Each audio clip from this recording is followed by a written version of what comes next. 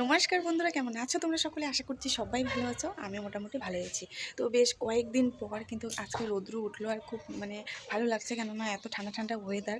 আর বিয়েবাড়ি তো কাটালাম, তোমরা ব্লগগুলো দেখলেই। তো বিয়েবাড়িতে যাওয়া প্রত্যেকটা জামা কাপড় তো ধুতে লাগবে, শুকোতে দিতে লাগবে। তো রৌদ্রের জন্য খুবই ওয়েট করছিলাম। বিশেষ করে আমার বাবার বাড়ির কথা ভেবে খুবই খারাপ লাগছিল, কারণ এই বৃষ্টিতে আলু পুরো জলের নিচে হয়ে গেছে। জানি না আলুর ভাগে কি আছে। তো যাই হোক, আজকে আমি তোমাদের সাথে শেয়ার করব যে আমরা বিয়েতে কি গিফট দিলাম। কেননা আমরা বিয়েতে তো যেতে পারিনি, রিসেপশনে গিয়েছি, বাট সেদিন আমরা গিফট দিতে পারিনি। তো আমরা গিয়েছি, ওরা দিরাগমনে চলে এসেছে, ভাগ্নি আর জামাই।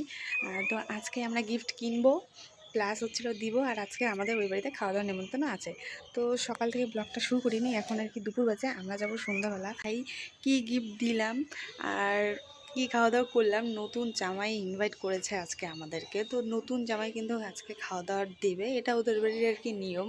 তো চলো তোমাদের সাথে একটা মিনি ব্লগ শেয়ার করা যাক, দেখতে থাকো তোমরা।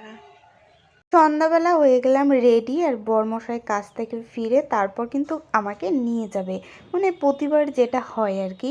তো যাই হোক, রাত বাজে এখন কিন্তু 8টা, আর আমরা এখন বেরিয়ে পড়বো দুজনে। আর অনেক দিন পর আজকে দেখো বেনুনি করলাম। তো প্রথমেই আমরা চলে আসলাম একটা জুয়েলারির দোকানে, স্বর্ণকারের দোকানে আর কি। কি বলবো, সোনার উপর যা আকাশ ছোঁয়া দাম, আমাদের মধ্যবিত্ত পরিবারের মধ্যে এগুলো যেন একটা অবাস্তব দাম হয়ে গেছে। তো যাই হোক, ইচ্ছে তো করে অনেক কিছুই দিতে, কিন্তু ওই আর কি সামর্থ্য হয় না। তো এই যে এই পলার আংটিটা কিন্তু চুজ করেছি, কেমন হয়েছে কমেন্ট করে জানিও। শখ থাকলেও সাধ্য নেই, এরকম একটা ব্যাপার। তো দেখো, এদিকে কিন্তু আমরা চলে আসলাম, আর এসেই দেখি নতুন বউকে খুবই মিষ্টি লাগছে। আর বিয়ের পর সত্যি বলতে কি, মেয়েদের না রূপটাই লুকটাই চেঞ্জ হয়ে যায়, একদম একদম অন্যরকম লাগে। তো ভীষণ সুন্দর লাগছিল। আর এই যে নতুন জামাই, এই যে আমার শাশুড়ি মায়ের সাথে আর কি পরিচয় করিয়ে দিচ্ছে ও।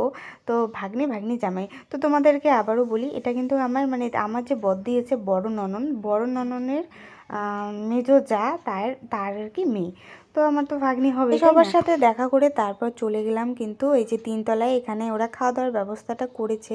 আর এদের বাড়ি কিন্তু একটা নিয়ম আছে, যেটা হলো জামাইরা দিরাগমনে আসার পর কিন্তু তারপরের দিন শ্বশুরবাড়ির রিলেটিভদের কিন্তু খাওয়া দাওয়া দেয়। তো তার জন্যই আমাদেরকে কিন্তু ইনভাইট করেছে। দেখো, আমরা কিন্তু খেতে বসে পড়লাম। আর একটা ব্যাপার ভীষণই ভালো লাগছে, সেটা হলো নতুন জামাই জাস্ট কালকে শুধু আসলো, আর আজকেই পরিবেশন করছে। খুবই ভালো লাগলো যে দিন থেকেই যেন একটা শ্বশুরবাড়ির দায়িত্ব পালন করছে, এরকম একটা ব্যাপার। তো মেনুতে কিন্তু অনেক কিছুই ছিল, ডাল, স্যালাড, 2 রকমের মাছ, তারপর পকোড়া, আর মাংস তো ছিলই, আর লাস্টে যেগুলো থাকে আর কি, মিষ্টি, দই, চাটনি, এসব। তো খাওয়া দাওয়া কিন্তু খুবই ভালো হয়েছিল। খাওয়া দাওয়া কমপ্লিট করে চলে গিয়েছিলাম 4তলায়। বরমশাইকে বললাম চলো একবার ঘুরে আসি। বিয়েটা কিন্তু এদের বাড়িতেই হয়েছিল, এই যে বাড়ির ছাদেই হয়েছিল। 1তলায় খাওয়া দাওয়া, 2তলায় মেহেন্দি হলদি, 3তলায় অনুষ্ঠান, এরকম। তাই বিয়েতে তো আসতে পারিনি, তাই ভাবলাম চলো রাত্রে একবার ছাদ থেকে ঘুরে আসি, এইগুলো ব্যাপার।